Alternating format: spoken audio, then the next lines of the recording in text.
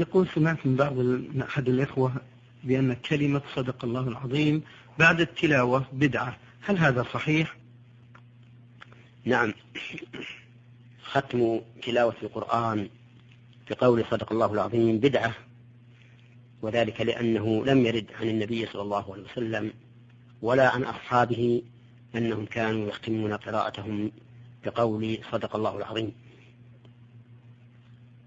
وقد ثبت عن النبي عليه الصلاة والسلام أنه قال: عليكم بسنتي وسنة الخلفاء الراشدين المهديين من بعدي، تمسكوا بها وعضوا عليها بالنواجذ، وإياكم ومحدثات الأمور، فإن كل محدثة بدعة وكل بدعة ضلالة.